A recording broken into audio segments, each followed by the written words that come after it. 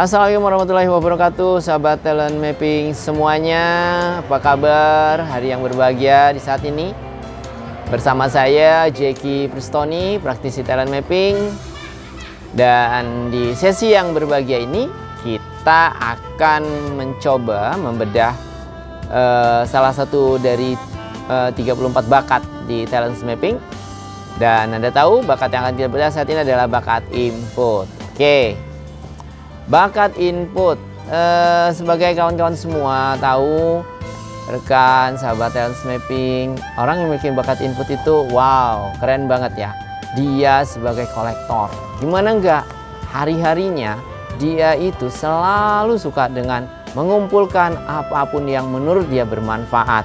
Seorang pribadi yang selalu ingin tahu lebih banyak, merasa senang mengumpulkan benda-benda yang menurutnya ada saatnya bermanfaat gitu.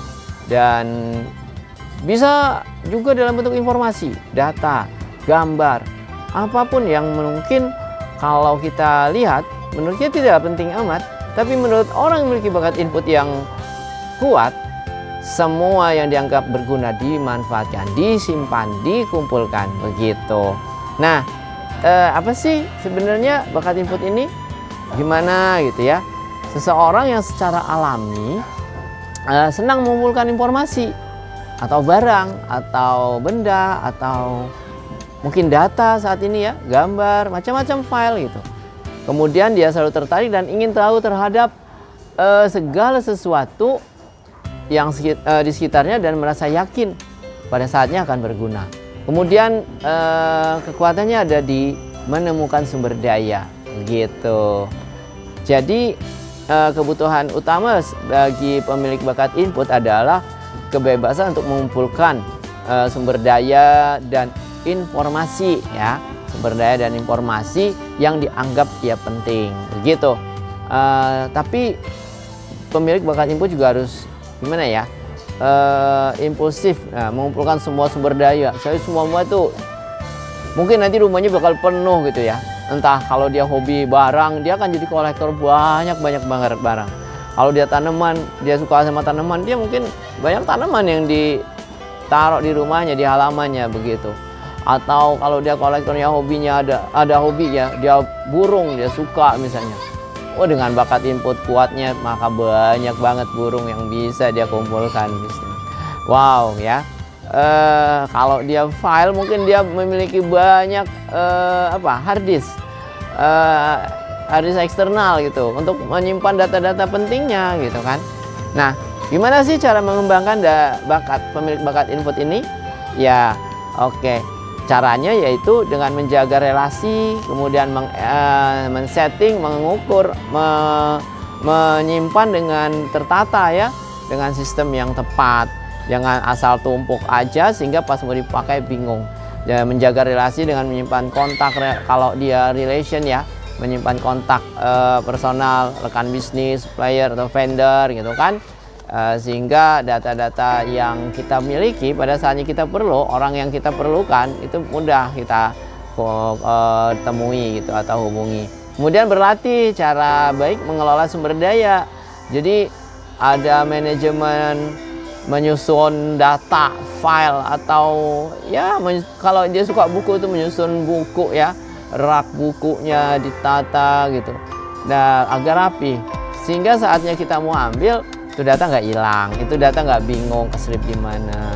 Nah, manajemen ini yang harus dikembangkan bagi pemilik bakat input kuat. Kemudian ya, kombinasi bakat.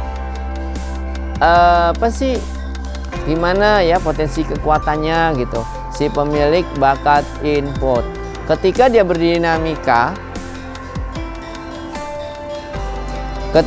berdinamika dengan bakat-bakat lainnya. Bakat input jika berdinamika dengan bakat learner dan analytical biasanya menjadi explorer ya, para penjelajah gitu ya mungkin. Kemudian scientist berdinamika dengan bakat learner, analytical, kemudian intellection dan fokus. Kemudian ada juga potensi kekuatan sebagai mediator. Dia berdinamika dengan bakat harmoni dan command. Jadi data-data yang ia miliki sebagai seorang input dikombinasikan dengan bakat-bakat kuat lainnya.